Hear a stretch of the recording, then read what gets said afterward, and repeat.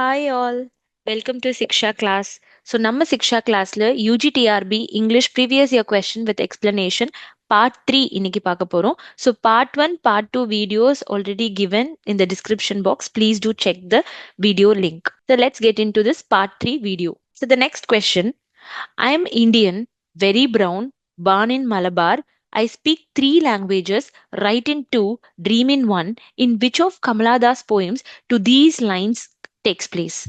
So the answer is C and introduction. These famous lines வந்து introduction அப்படிங்கிற அவங்களுடைய போயம்ல தான் இது இருக்கு. It is actually collection summer in Calcutta 1965ல இருந்து எடுக்கப்பட்ட ஒரு ஒர்க்.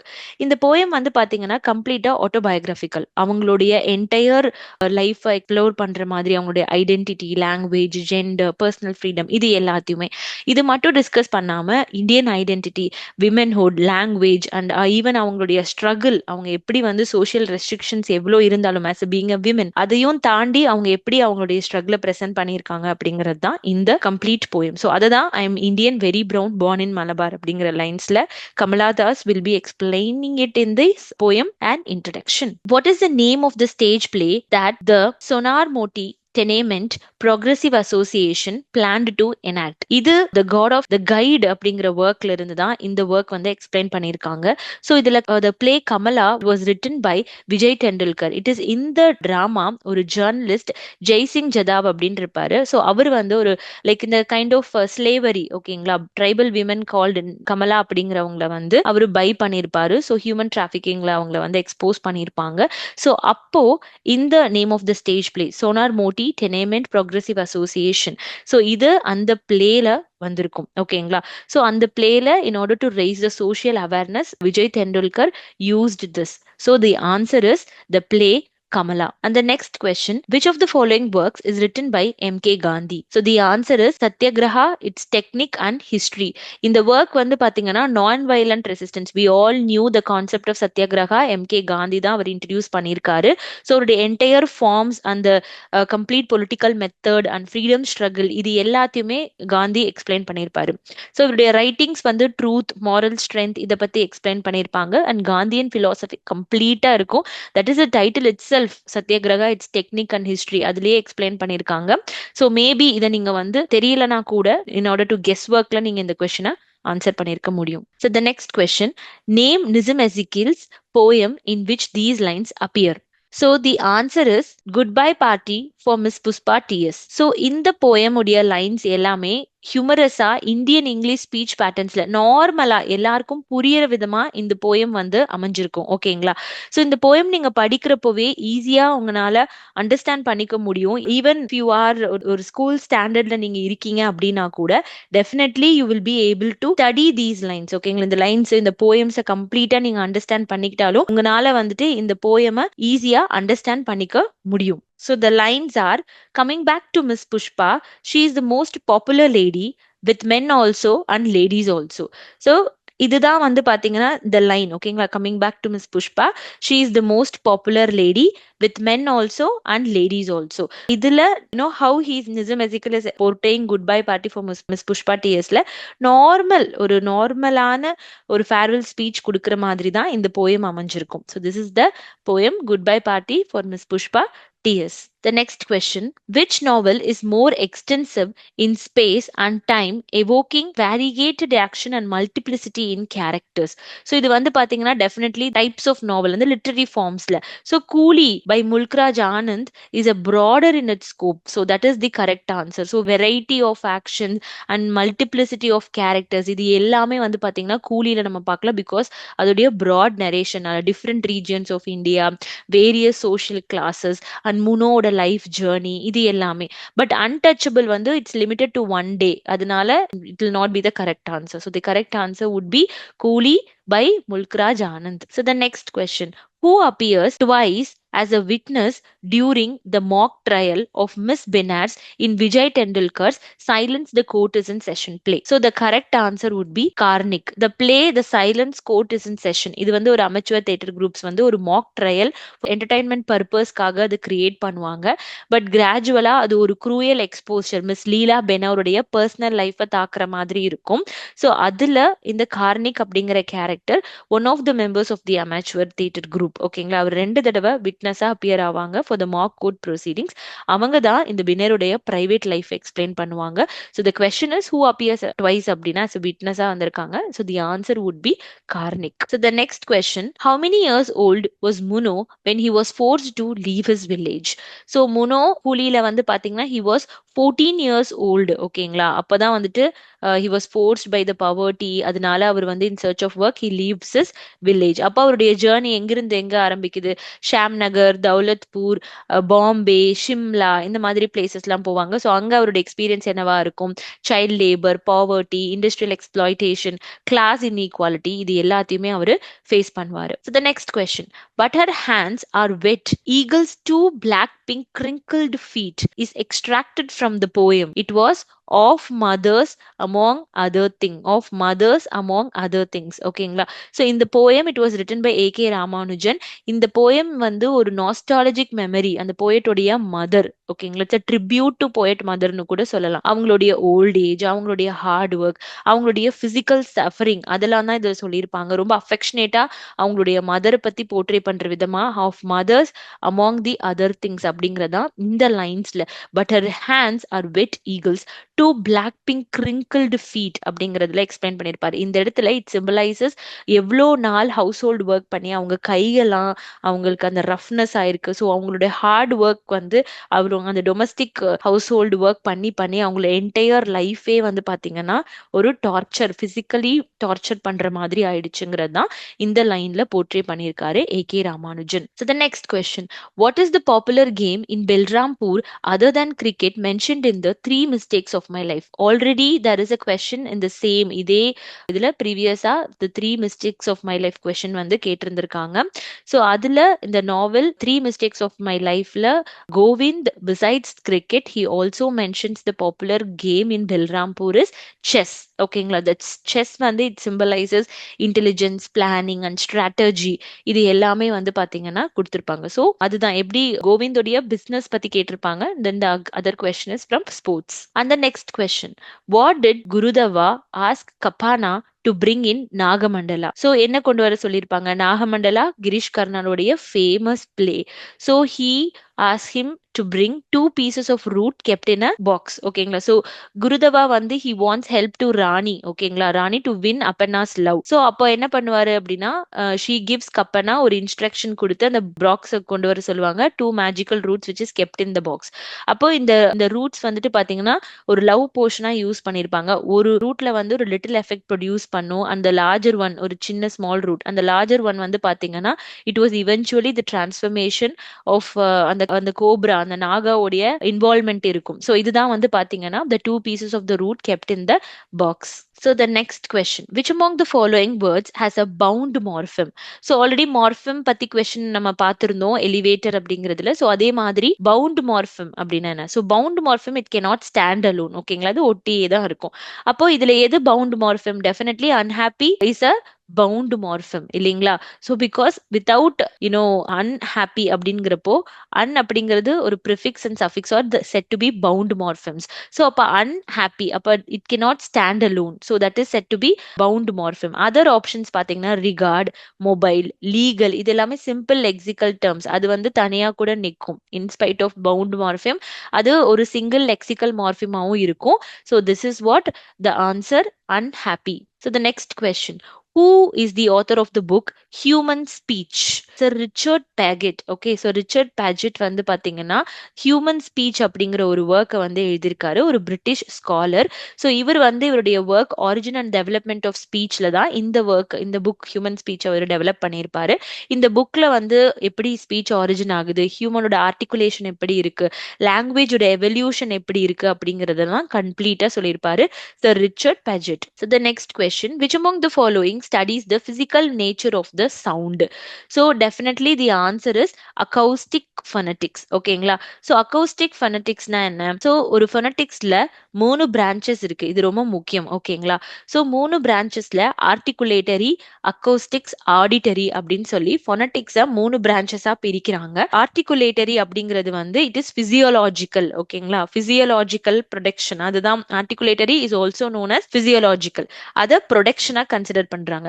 அக்கோஸ்டிக் அப்படிங்கிறது அந்த சவுண்ட் வேவ்ஸ்க்கான பிசிக்கல் ப்ராப்பர்ட்டிஸ் தான் என்னன்னு சொல்றாங்கன்னா அக்கௌஸ்டிக்ஸ் அப்படின்னு சொல்றாங்க. ஆடிட்டரி அப்படின்னா பர்செப்ஷன். ஸோ 3 பிரான்ச்சஸ் ஆஃப் ஃபொனடிக்ஸ் இருக்கு. Articulatory, அக்கௌஸ்டிக்ஸ் and auditory. இது 3 தான் ரொம்ப முக்கியம். அக்கௌஸ்டிக் ஃபொனடிக்ஸ் பொறுத்த வரைக்கும் ஒரு சவுண்ட் வேவ்ஸ் எப்படி இது இப்ப நான் உங்ககிட்ட பேசுறேன் through the mic, through the system, ஆன்லைன்ல you could be able to hear. அப்போ அந்த சவுண்ட் எப்படி டிரான்ஸ்ஃபர் ஆகுது அப்படின்னா அந்த physical property of the sound waves, frequency, amplitude, wave forms, even the duration, இதெல்லாம் தான் வந்து பாத்தீங்கன்னா acoustic phonetics. So how it reaches நான் பேசுற இப்ப இந்த சவுண்ட் உங்களுக்கு அது ரீச் ஆகும்போது how it reaches, so with various physical property, அதுதான் அந்த frequency, amplitude, wave forms, duration, இது எல்லாமே சேர்ந்தது. ஓகேங்களா? இதை தான் வந்து அக்வஸ்டிக் ஃபெனடிக்ஸ். த கொஸ்டின் இஸ், என்ன கொஸ்டின் கேட்டிருக்காங்க? So which of the following, which branch studies that physical nature of the speech sound? So physical natureனா அந்த physical property, அதுதான் acoustic phonetics. ஓகேங்களா? சோ மீதி இருக்க articulatory, it is actually the production. auditory அப்படிங்கிறது perception. So 3 branches of phonetics அப்படி இருக்கு அப்படிங்கறத ஞாபகத்துல வச்சுக்கோங்க. which of the following expressions can have two meanings? It is actually structural ambiguity in language ல இருந்து கொஸ்டின் கேட்டிருக்காங்க. so the answer is old men and women. ஓகேங்களா? ஸோ இதுல 2 articulatory, old men and women. என்ன articulatory இருக்கு அப்படின்னு பார்க்கும்போது 2 ambiguity. This is an example of structural ambiguity. Meaning 1 அது எப்படி எடுத்துக்கலாம்னா old men, old women. So interpretation would be the phrase old men and women வந்து structurally ambiguous because it can be interpreted in 2 ways. First one, both men and women are old. இல்லையா? old men and women அப்படின்னு சொல்லலாம். அதே interpretation 2, old, only the men are old while the women may not necessarily be old. கரெக்டா இல்லைங்களா? அப்போ இதுதான் வந்து கரெக்டான type of ambiguity arises here. அதனால it could form into a correct syntactic structure. So old men and women. So இந்த 2 interpretation இது உங்களுக்கு புரிஞ்சிருக்கும்னு நினைக்கிறேன். அனிமல் ஹவுஸ்ல எந்த ஒரு 2 மீனிங்ஸும் இல்ல. அண்ட் சன்ஸ் அண்ட் டாட்டர்ஸ் இதுலயும் எந்த இதுவும் இல்ல. Old men and young women, see there is a difference, old men and young women. So இதுல தனி மீனிங் கிடையாது. ஸோ அப்போ old men and women is the correct answer. So the next question, how many phonemes are there in the word please? Okay, so please இதை வந்து டீட்டெயிலா நீங்க பார்க்கும்போது I'll write it here. So the answer is 4. ஓகேங்களா? இங்க இருக்கு பாருங்க. So please அப்படிங்கறது it contains the following phonemes: P, the consonant sound, and then L, the consonant sound again, and is, long vowel sounds. Okay, then Z, the consonant sound. So totally 4 phonemes in the please. So the next question, the 3 components of a transformational generative grammar are syntactic, dash and phonological. So TG grammar னு சொல்வோம். Noam Chomsky introduce பண்ணதான் transformational generative grammar. So இதுல the answer is semantic. ஓகேங்களா? So என்ன introduce பண்ண? syntactic, semantic and phonological. So இதுல வந்து syntactic, semantics, phonological இது எல்லாமே together to explain the sentence structure, meaning and the sound. syntactic அப்படிங்கிறது என்ன? sentence ஓட structure and the grammatical rules. semantic அப்படிங்கிறது meaning related, interpretation of the sentences. phonological அப்படிங்கிறது என்ன? pronunciation and sound structure, அது எல்லாமே. ஸோ இது 3 சேர்ந்த காம்பனன்ட் தான் ப்ராப்பரான சென்டென்ஸ் ஸ்ட்ரக்சர், மீனிங் அந்த சவுண்ட். ஸோ இப்போ ஒரு டிரான்ஸ்ஃபர்மேஷனல் ஜெனரேட்டிவ் கிராமருக்கு 3 காம்பனன்ட்ஸ் முக்கியம்: syntactic, semantic and phonological. And the next question, the allomorph yes in the word dogs is denoted by the sound. So the answer is, so pleaseக்கு நீங்க என்ன use பண்ணீங்க? அதேதான். ஓகேங்களா? so in ஒரு English plural formationல the morpheme yes வந்து different allomorphs இருக்கும். ஓகேங்களா? so அப்ப அது எப்படி சவுண்ட் பண்றது? after voiced sounds. இப்ப dog அப்படின்னா சவுண்ட் வருது. அப்ப after voiced sounds it is pronounced as this that symbol use பண்றது. ஓகேங்களா? after voiceless sounds, cat. so அப்ப cats is silent. இப்ப dogs அப்படின்னா yes உங்களுக்கு அழுத்தம் தேவைப்படுது. ஓகேங்களா? catsக்கு தேவையில்லை. அதே மாதிரி there is coming ஒரு is sound வருது பாத்தீங்களா? அது வந்து ஒரு sibilant sound, buzzes. அந்த is sound வரும்போது அப்போ உங்களுடைய the pronunciation how it differs. So இப்போ since dog வந்து ஒரு voiced sound dogs அப்படின்னு நம்ம சொல்றோம்ல dogs அப்படின்னு சொல்றோம்னாலும் அதோட pronunciation எப்படி இருக்கு அப்படிங்கறத நம்ம அந்த அலமோர்ஃப் எஸ் மூலமா தெரிஞ்சுக்கலாம். ப்ளீஸ் அப்படின்னு தானே இப்போ அது அந்த சவுண்ட் உங்களுக்கு voiced sound தானே முடியுது. So that is the difference. So the question is actually completely easy. Direct question. And the next question, identify the place of articulation when the tip of the tongue touches the part of the roof of the mouth just behind the teeth ridge is called as alveolar. Okay, alveolar அப்படிங்கிறது it's a raised portion. அப்ப roof of mouthல தான் வந்து upper front teeth இருக்கும். So when அந்த tip of the tongue போய் அந்த ridge பட்டு and then if it touches the tip of the tongue போய் அந்த part of the roof touch பண்ணிட்டு அந்த டீத்தோட ரிட்ஜ் பிஹைண்ட் த ரிட்ஜ்ல இருந்து டச் ஆச்சுன்னா that is said to be alveolar. ஓகேங்களா? அப்போ என்னென்ன சவுண்ட்ஸ் இருக்கு? அப்போ இப்போ டென்டல்னா என்ன? நார்மல் டென்டல் என்ன சொல்லுவாங்க? டங்க் வந்து it duchess the teeth. Alveolar அப்படிங்கிறப்போ அந்த டங்க் வந்து அந்த ரிட்ஜை போய் தொட்டுறது, அதுதான் வந்து ஆல்வியோலர். போஸ்ட் ஆல்வியோலர் அப்படிங்கிறது என்ன? ஆல்வியோலர் ரிட்ஜ் பிஹைண்ட்ல தொடுறது வந்து என்னன்னா தட் இஸ் போஸ்ட் ஆல்வியோலர். பெலாட்டல் அப்படிங்கிறப்போ அந்த ஹார்ட் பேலட்டை தொடுறது வந்து palatal. ஓகேங்களா? So the answer is alveolar. So the next question, a word is any segment of a sentence bound by successive points at which dash is possible. So definitely pausing is possible. So இந்த இதுல Leonard ப்ளூம்ஃபீல்ட் இல்லையா, இவர் என்ன சொல்றாருன்னா ஒரு word வந்து it's smallest free form because it can occur independently. நம்ம ஏதாவது பேசும்போது ஒரு வேர்டு அப்படிங்கிறது ஏதாவது ஒரு சென்டென்சஸ்ல ஒரு சக்சசிவ் பாயிண்ட்ஸ் இருக்கும்போது அந்த இடத்துல இந்த பாசிங் அப்படிங்கிறது ரொம்ப பாசிபிள். இப்ப நான் பேசுறேன் அப்படின்னா ஒரு பாஸ் எடுத்துட்டு ஒரு ட்ரெடிஷனல் டிஸ்கிரிப்ஷன் நம்ம சொல்லும் போதுமே அந்த பாசிபிள் பாசஸ் வந்து it is happen. The boy is reading, the boy is reading, இதுதான் அந்த டூ பாசிபிள் பாசஸ் வந்து டெஃபினெட்லி ஒரு சென்டென்சஸை படிக்கிறப்போ இருக்கும். ஸோ இப்போ each word can be separated by a pause. The boy is reading, the girl is sleeping, I am teaching class. So இந்த மாதிரி ஸோ அந்த பாஸ் இஸ் ஆக்சுவலி பவுண்டட், அந்த பாசிபிள் பாஸ் நடக்கும். அப்போ எதை வச்சு செப்பரேட் ஆகுது? ஆப்ஷன்ஸ் பார்க்கும்போது determining, pronouncing, deliberating. So definitely parsing is possible. Okay, so the next question, the way in which odd words are arranged to form sentences is dash in all languages. So the answer is not the same. Definitely அதுதான் correct. The way in which words are arranged to form a sentences. நிறைய words சேர்ந்து ஒரு சென்டென்ஸை form பண்ணும்போது எல்லாமே ஒரே மாதிரியா அமையுது because languages differ in different word order. Sometimes subject verb ஆப்ஜெக்டா இருக்கலாம், சம்டைம்ஸ் ஜாப்பனீஸ் வந்துட்டு சப்ஜெக்ட் ஆப்ஜெக்ட் வேர்ப் ஆர்டரையும் ஃபாலோ பண்றாங்க. ஸோ இல்ல அப்படின்னா அரபிக்ல வந்து பாத்தீங்கன்னா விஎஸ்ஓ. ஓகேங்களா? ஸோ வேர்ப் ஆப்ஜெக்ட் சப்ஜெக்டா கூட இருக்கு. So sentence structure is not the same across the languages. That is what the question is. So the next question, the grounds of criticism in tragedy is a preface written by Dryden to his The Satires of Juvenal. So John Dryden wrote this essay, The Grounds of Criticism in Tragedy. So அப்போ அவருடைய translation Satires of Juvenal and Persius which was published in 1693 அதுக்கான preface இது எழுதியிருக்காரு. So the answer would be The Satires of Juvenal. So the grounds of criticism in tragedy is a preface written by John Dryden to his Satires of Juvenal. So இந்த எஸ்ஸேல வந்து ட்ராஜடியோட rules என்ன, அதுக்கப்புறம் வந்து பாத்தீங்கன்னா Aristotle பத்தி classical dramatic principles பத்திலாம் வந்துட்டு இந்த ஒர்க்ல எக்ஸ்பிளைன் பண்ணியிருப்பாரு. த சட்டையர்ஸ் of ஜுவீனல். And the next question, Johnson defines poetry as. So the answer is the art of uniting pleasure with truth by calling imagination to the help of reason. So அப்போ poetry எப்படி define பண்றாங்க? சாம் Johnson வந்துட்டு critical writings பத்தி அவர் சொல்லியிருப்பாரு. So அப்போ the art of uniting pleasure with the truth by calling imagination to the help of reason. So அதுதான் அவருடைய beautiful அவருடைய ஒர்க் கால்ட் பயோகிராஃபியா லிட்ரரியால அவர் எக்ஸ்பிளைன் பண்ணியிருப்பாரு. So that is what the thing about. ஓகேங்களா? So pleasure cum truth, Samuel Johnson. So that is the answer. And the next question, the term romantic became a term of abuse for both. So why the term of romantic called as an abuse? யாருக்கு? To Hullum and Eliot. ஓகேங்களா? So இவங்க ரெண்டு பேருமே the criticised romanticism. They believed that romantic poetry அப்படிங்கிறது வந்து excessively இமோஷனலா இருக்கு, individualism வந்து encourage பண்ற மாதிரி இருக்கு, இட் லேக்ட் டிசிப்ளின் அப்படிங்கிற மாதிரி இருக்கு. So that is why they term the ரொமான்டிக்கை வந்து ஒரு அபியூஸா பாக்குறாங்க. அது இல்லாம டி ஹுல்மும் டிஎஸ் எலியட்டும் கிளாசிசம், ஆர்டர், objectivity இதை மூணையும் ஃபாலோ பண்ணுங்களேன் அப்படிங்கிற மாதிரி பேசுறாங்க. So these two people they neglected romantic.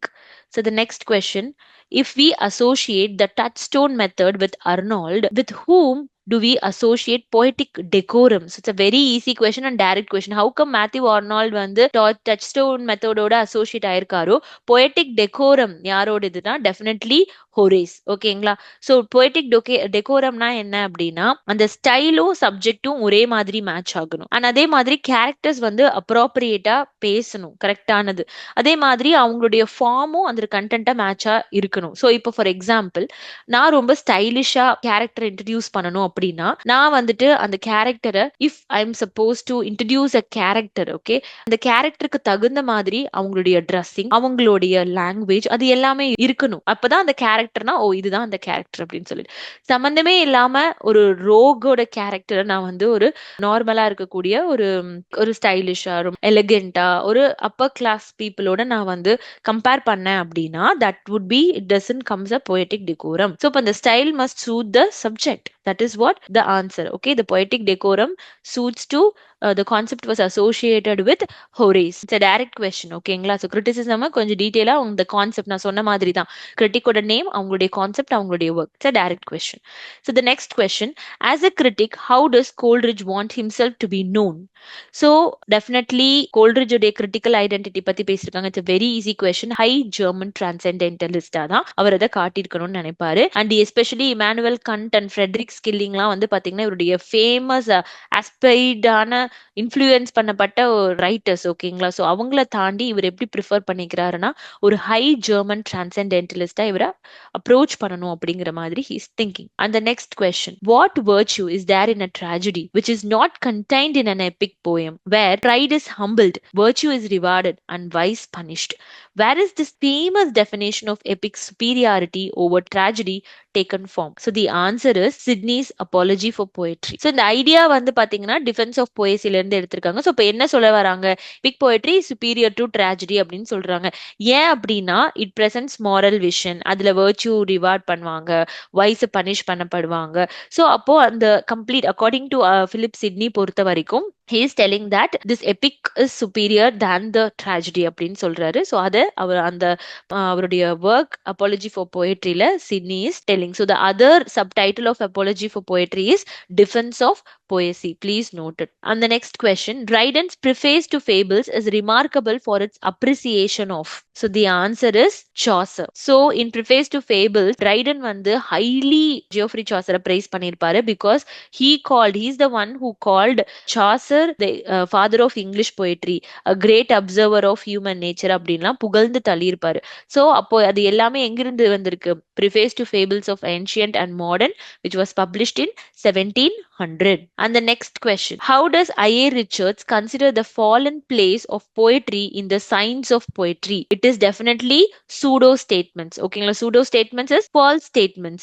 So poetic statements அப்படிங்கிறது டெஃபினட்டா சயின்டிபிக் ஃபேக்ட்ஸா இருக்கவே முடியாது.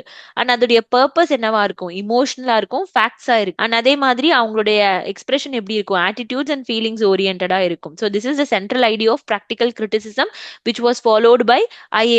அப்போ I.A. Richards என்ன சொல்றாரு? poetry that contains pseudo statements, கண்டிப்பா false statements இருக்கும் because they don't meant to convey the truth. அதுதான் ஓகேங்களா, factual truth. So the next question, the moral purpose of Defoe is to defend. ஓகேங்களா? So Daniel Defoe என்ன believe பண்றாருன்னா literature should defend morality and virtue teach பண்ணணும், சொசைட்டியை improve பண்ணணும் தான் Daniel Defoe think பண்றாரு. and that is how he thought the moral purpose of Defoe is to defend.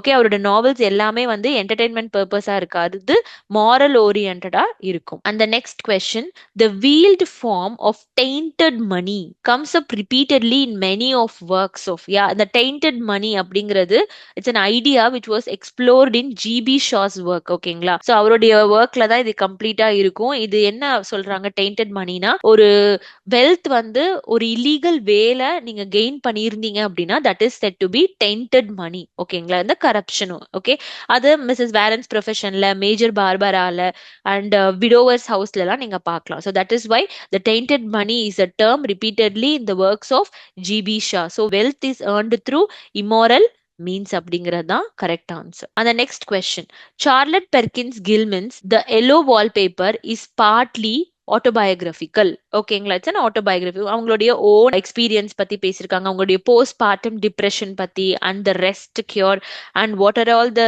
Things she faced in her life and விமனுடைய treatment எப்படி இருந்துச்சு அப்போ 19th century medicine and feminist work இதை பத்தி mention பண்ணியிருப்பாங்க. இட்ஸ் an easy question. Yellow wallpaper is an autobiographical work. And the next question, Susan Glaspell was born in. Susan Glaspell born in. So the answer is Davenport. Susan Glaspell யார்? ஒரு American playwright and novelist and she wrote a miscellaneous works called, அவங்க வந்து பாத்தீங்கன்னா famous works called Trifles and a Jury of Her Peers, and she was born in Davenport. It's a quite, இவர் வந்து பாத்தீங்கன்னா ஒரு a minor writer, even though they have asked question in order to make the toughness of the question paper. So ஒரு important figure இருக்காங்க modern American drama. In that way, Susan Glaspell is born in Davenport. So please note it. Psychological realism based பண்ண ஒரு writer and feminist drama எழுதக்கூடிய ஒரு writer. And the next question, which award has Ruth Pravers Jabwala's Heat and Dust won in 1975? Definitely the answer is Booker Prize. ஓகேங்களா? So 1975ல Booker Prize win பண்ணிருக்காங்க Ruth பிரவர்வாலா உடைய work heat and dust. இது colonial India பத்தி 1920sல modern India பத்தி பேசியிருக்காங்க. And it also explores cross cultural relationships, colonialism, identity, east west encounters அதை பத்தி பேசியிருக்காங்க. And the next question, which century's women's problems are dealt with by Mary Wollstonecraft in a vindication of rights of women? Definitely 18th century, because 1792ல இந்த work எழுதுவாங்க. It addresses all those women's education, equality, rational thinking, social discrimination இத பத்தி எல்லாம் எழுதியிருப்பாங்க. 1792ல எழுதப்பட்ட work and the conditions of women of 18th centuryல எழுதியிருப்பாங்க. So one of the earliest work, modern feminist philosophyல earliest work அப்படின்னு சொல்லலாம். And the next question, did you want to see me broken, bowed head and lowered eyes? These lines are taken from which poem of Maya Angelou? So Maya Angelouடைய famous ஆன work, It's Still I Rise. So these famous lines, did you want to see me broken, bowed head and lowered eyes, still I rise. So இந்த poem வந்து எதை celebrate பண்ணுது? Self respect and African American women அவங்களுடைய black identity and விமெனுடைய strength and அடிக்கடி ஒரு refrain ரிப்பீட்டடாகவே இருக்கும், விச் இஸ் ஐ ரைஸ் அப்படிங்கிற ரிஃப்ரைன் இந்த ஒர்க்ல இருக்கும். ஓகேங்களா? It's very famous poem of Maya Angelou. And the next question, where does Olivia first met Nawab in the novel Heat and Dust by Ruth Power Jabwala? Again a repeated question from Heat and Dust. Okay, it is the answer is dinner party. So Heat and Dustல Olivia Rivers வந்து Nawab of கத்தாம வந்து dinner பார்ட்டில meet பண்ணுவாங்க. அது ஒரு British colonial community தான் arrange பண்ணியிருப்பாங்க. So அந்த meeting தான் உங்களுடைய ரிலேஷன்ஷிப்க்கு வந்து பார்த்தீங்கன்னா ஒரு சென்ட்ரலா அந்த நாவலுக்கு அமைஞ்சிருக்கு. ஸோ அந்த dinner party colonial social life பத்தியும் ஈஸ்ட் வெஸ்ட் இன்ட்ராக்ஷன் பத்தியும் ஒலிவியாவுடைய அட்ராக்ஷன் டுவர்ட்ஸ் இந்தியா பத்தியும் மென்ஷன் பண்ணியிருப்பாங்க. So that is the correct answer. And the next question, what cause does Sojourner Truth's famous speech Ain't I a Women support? So இதுல definitely the answer is Ain't I a Women supports women and Africans. Sojourner Truth வந்து Ain't I a Women அப்படிங்கிற ஒரு speech deliver பண்ணியிருப்பாங்க 1851ல. அப்போ அந்த ஸ்பீச்ல it supports women ரைட்டை பத்தி, African அமெரிக்கனோட rights பத்தி and ஸ்லேவரியோடைய அபாலிஷனை பத்தி சொல்லியிருப்பாங்க. அப்போ பிளாக் விமன் வந்து அதே சேம் ரைட்ஸையும் ரெஸ்பெக்டிவ் டிசர்வ் பண்ணப்பட்டவங்க அப்படிங்கிறதையும் கிளியரா எக்ஸ்பிளைன் பண்ணியிருப்பாங்க. So women and Africans are the correct answer. And the next question, Sojourner Truth feels that she can't dash but she can hear. She can't write but she can read or write but she can hear அப்படிங்கறதான் correct answer. Sojourner Truth வந்துட்டு she cannot read or she cannot write or read but she can hear in the Bible and understand his teachings அப்படிங்கறத சொல்லியிருப்பாங்க.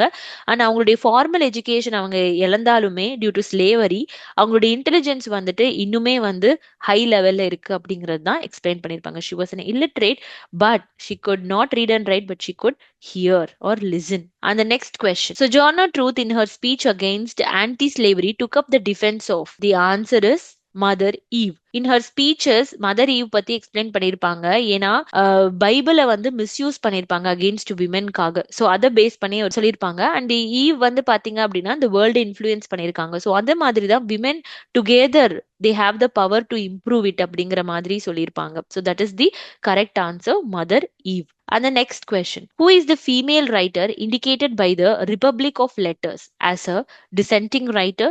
who negotiates between the public and private spheres? So the answer is Mary Wollstonecraft. அவங்க தான் வந்து பாத்தீங்கன்னா is described as a writer who crossed the boundaries between the public life and private life, because ஒரு விமென்க்கு ஒரு traditional separation of விமென்க்கு தேவை. ஏன்னா அவங்களுக்குன்னு ஒரு பிரைவேட் ஸ்பியர் இருக்கு அப்படிங்கிறது. ஈவன் அவங்களுடைய ரைட்டிங்ஸ்ல கூட பிரைவேட் ஸ்பியர் அப்படிங்கிறது டொமஸ்டிக் லைஃப் ஆகவும், பப்ளிக் ஸ்பியர் அப்படிங்கிறது அந்த பொலிட்டிக்கல் அண்ட் இன்டெலெக்சுவல் லைஃப் ஆகவும் தான் மென்ஷன் பண்ணியிருப்பாங்க. So the answer is Mary wollstonecraft. அந்த republic of letters which is identifies which women writer அப்படின்னா it is Mary Wollstonecraft. And the next question, on which aspect did Norman Holland, the psychoanalytic critic, focus his idea to create work? So Norman Holland, ஓகேங்களா, அவர் என்ன explain பண்ணியிருக்காருன்னா ego explain பண்ணியிருக்காரு, ego psychology.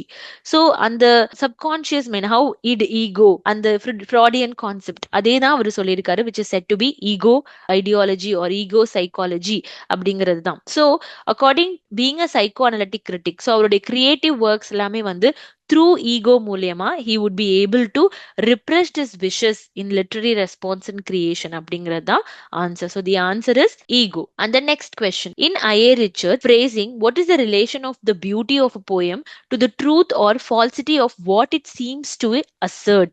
So I.A. Richards உடைய phrasing, ஓகேங்களா, it is the problem of the belief. ஓகேங்களா, I.A. Richards வந்து அவருடைய ஒர்க்கான science and poetry அப்படிங்கிற ஒர்க்ல இவர் என்ன question எழுப்பியிருக்காருன்னா, does the beauty of the poem depend on whether the statement is true or false அப்படிங்கிற மாதிரி. அப்போ அவ என்ன சொல்றாரு, ட்ரூ ஆர் ஃபால்ஸான ஒரு ஸ்டேட்மெண்ட்டோ அந்த ஒரு போயம் அண்டர்ஸ்டாண்ட் பண்ணிக்கிறதுக்கு ஃபர்ஸ்ட் அது என்ன பண்ணிருக்கணும், the problem of belief அப்படிங்கிறது தெரிஞ்சிருக்கணும். அப்போ போயட்ரி அப்படிங்கிறது ட்ரூத்தால ஜட்ஜ் பண்ணப்பட்டது கிடையாது, because it contain many statements. அது ட்ரூவா இருக்கலாம், இல்லாமையும் போகலாம். பட் ஆனா அந்த போயட்ரியில என்ன இருக்கு, இமோஷன் இருக்கு, ஆட்டிடியூட் இருக்கு, எக்ஸ்பீரியன்ஸ் இருக்கு, அதை நீங்க பாருங்க. ஃபார் எக்ஸாம்பிள் நான் ஒரு ஸ்டேட்மெண்ட் சொல்றேன், த மூன் ஸ்மைல்ஸ் அப்படின்னு சொல்லலாம். அப்போ த மூன் ஸ்மைல்ஸ் அப்படிங்கிறது it is scientifically false but poetically meaningful. So that is the beautiful example of pseudo statement கான்செப்டை சொல்லியிருப்பாரு. So the problem of doubt, the problem of survival or the problem of the belief, அதை தான் வந்துட்டு the answer. So the next question, what is the term used by Wheelwright to describe how literature acquires multiple meanings and resonance from unconscious associations with myths and religions? So the answer is plurisignation. Okay, Philip Wheelwright used the term plurisignation. Plurina na many, signation na meanings or significance.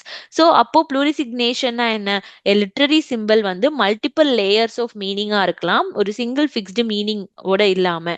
அப்போ அது ஒரு example cross அப்படின்னு எடுத்துக்கிட்டீங்க அப்படின்னா, cross அப்படிங்கிறது நீங்க வந்து road cross எடுத்துக்கலாம், இல்ல வந்து கிறிஸ்டியானிட்டி எடுத்துக்கலாம், அதுல சிம்பிள் கிறிஸ்டியானிட்டியில அந்த சிம்பிளா எடுத்துக்கலாம், எனி திங். ஸோ அதுல வந்து அந்த மித்ஸ், ஆர்கிடைப்ஸ், ரிலீஜியஸ் ட்ரெடிஷன்ஸ் இந்த மாதிரி இருக்கும். ஸோ இப்போ ப்ளூரிசிக்னேஷன் அப்படிங்கிறது இட்ஸ் அ மல்டிபிள் மீனிங் அப்படிங்கிறது தான். So that is the correct answer. So the next question, mention the term Northrop Frye used to classify the literary universe into 4 categories. It's a very easy question. The answer is mythoi.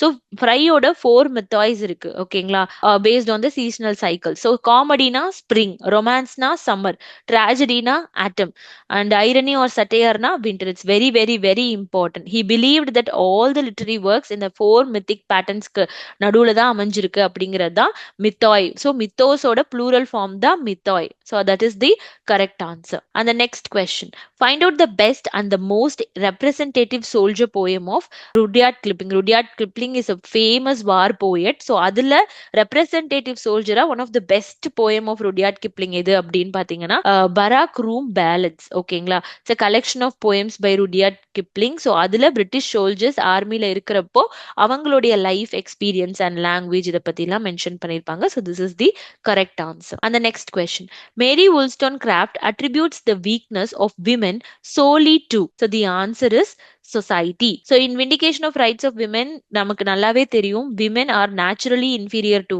men இல்லைங்களா, because அவங்களுடைய apparent weakness எப்படி இருக்கு, it was decided by the society and caused by the society. Proper education கொடுக்காம, dependence ஓட, அந்த intelligence value பண்ணாம, only they value the beauty and women உடைய opportunity restrict பண்றது எல்லாமே. So all these things that is reflected by the society. ஓகேங்களா, so the answer is society. And the next question, in Ruth Ruth Power Jabwala's Heat and Dust, the narrator's grandmother's name is. So what is the name of the Ruth Power Jabwala உடைய one second.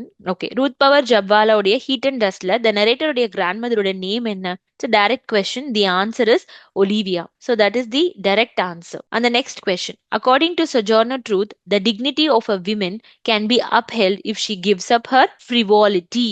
ஓகேங்களா? Frivolity is silliness. ஓகேங்களா? அதை withheld பண்ணிட்டா definitely the dignity of women can be upheld. ஓகேங்களா? So that is the answer. ஈஸியாவே நம்ம இந்த கொஸ்டினை வந்து தெரியலனாலுமே ஈஸியா with the elimination method we would be able to crack this question.